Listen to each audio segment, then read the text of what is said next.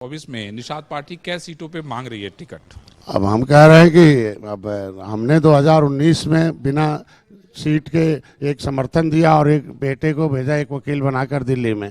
लेकिन भारतीय जनता पार्टी 2017 में एक विधायक हमारे थे, 70 सीट लड़े थे। 2022 में मैंने ऐतिहासिक जीत दर्ज कराई और यहाँ का नियम था कि कभी हाथी आएगी साइकिल आएगी, यही घूम के था 37 बरस तक। लेकिन जब मछुआरे जुट गए तो एक जिद आ गए कि नहीं, इनको हटाओ, जीरो बनाओ, हाथी साइकिल पंजा को, और मोदी योगी को हीरो बनाओ। अब जीत दिया। अगर मैं जीत दे रहा हूँ तो भारतीय जनता पार्टी की सोच होनी चाहिए कि हमें वो सीट भी दें, क्योंकि सीट मैंने हारी सीट ली थी 11 सीट हारी हुई ली, 9 जीत दिया उनको।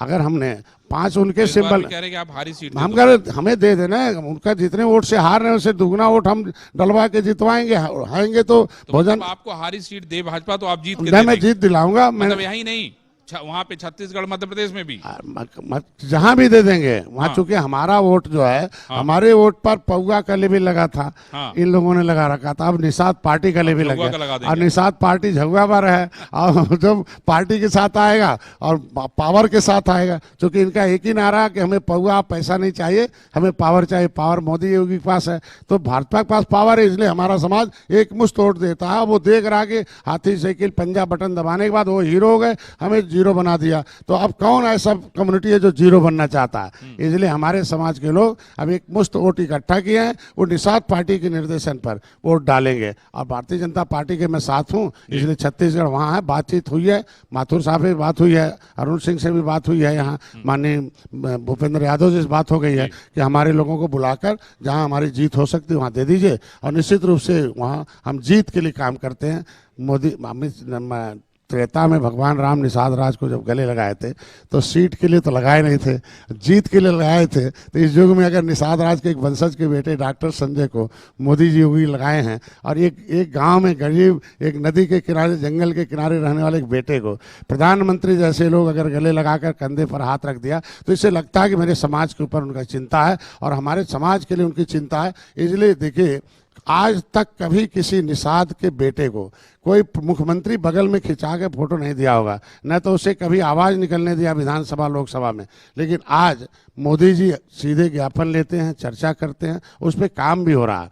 हमारी फाइल गायब करा दिया था कांग्रेस ने आरक्षण की, लेकिन पहली बार आरजीआई से लिखवाया अमित शाह जी ने कि जो सही है, निषाद जी कहते हैं कागज, तो आरजीआई ने लिखा कि केवट मल्ला मझवार अनुसूचित जात का हकदार है। अब सामाजिक न्याय मंत्री को भी बोलना पड़ा।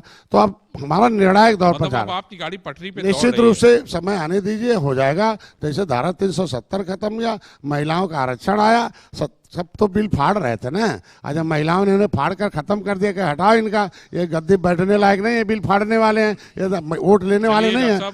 मैं समझता हूं कि बड़ी सार्थक चर्चा हम लोग की हुई और ये संदेश पूरे देश में लोग लाइव देख रहे हैं और ऊपर वाले जो बैठे हैं वो भी देख रहे होंगे, उनके पास भी संदेश जा रहा होगा।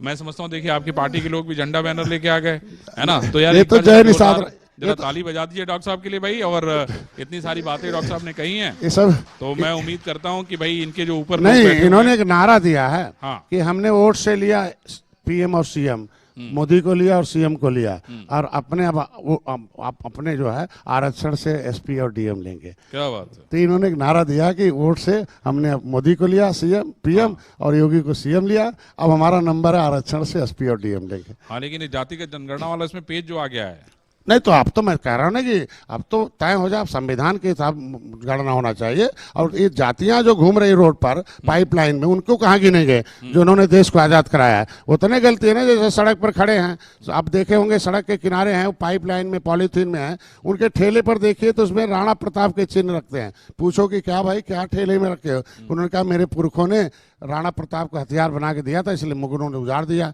तो अगर मुगलों अंग्रेजों ने उजाड़ा है तो बसाने का काम होना चाहिए। तो ये सपा बसपा कांग्रेस आरएलडी आरजेडी आवे साथ में। Criminal tribes act inquiry committee की रिपोर्ट के अनुसार 193 जातियां उत्तर प्रदेश में है, पूरे देश में जो 578 जातियां हैं, ये कहाँ गिनी जाएंगी? एससी में रहेंगी, ओबीसी में रहेंगी, सामान्य में रहेंगी, एसटी में रहेंगी, विमुक्ति जनजाति में रहेंगी। ये तो तय करे तो देश को आजाद कराया, संविधान जिसने बनवाया है देश को आजाद कराया, के हिसाब से जनगणना होनी। निश्चित रूप से उसी पहले विसंगति दूर हो जाए, सदन में चर्चा हो जाए किसको कहाँ गिना जाना चाहिए। क्योंकि भाई देखिए, एससी कहाँ तय होता है? दिल्ली में।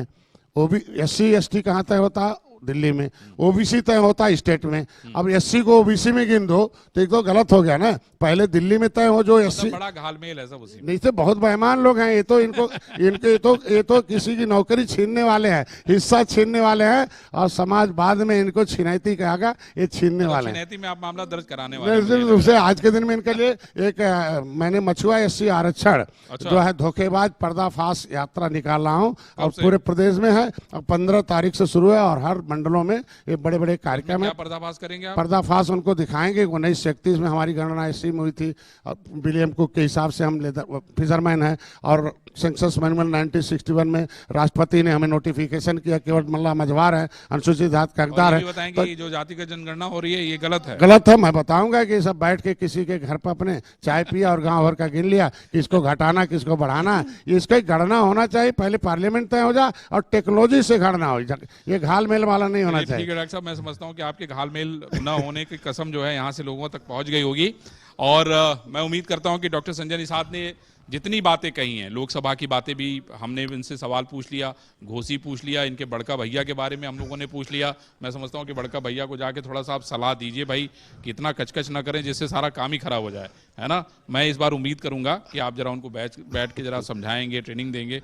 और दूसरी सबसे बड़ी जो बात है वो ये है कि डॉक्टर साहब का कहना है कि भाई मुझे हारी सीट दे दीजिए, मैं हारी सीट को जीत में बदल दूंगा। और मैं इंडिया न्यूज़ उत्तर प्रदेश उत्तराखंड इनको अलग से इसलिए धन्यवाद देता है क्योंकि ये आज इंडिया न्यूज़ के बुलावे पे लखनऊ से सुबह सुबह चले और चल के यहाँ पे 11:30 बजे आके उन्होंने उद्घाटन किया, तो मैं इसके लिए बहुत धन्यवाद देता हूँ। सारे लोग जरा प्लीज़ जोरदार ताली बजाइए, तब मैं अपना सेशन ख़त्म करूँ। और बहुत ही शानदार रहा और बहुत ही बढ़िया रहा। डॉक्टर साहब आपको मैं बहुत ही धन्यवाद देता हूँ, और मैं समझता हूँ कि हम लोग जल्दी फिर मिलेंगे नए मुद्दे के साथ और नए तकरीर के साथ। ठीक है, आपको थैंक यू।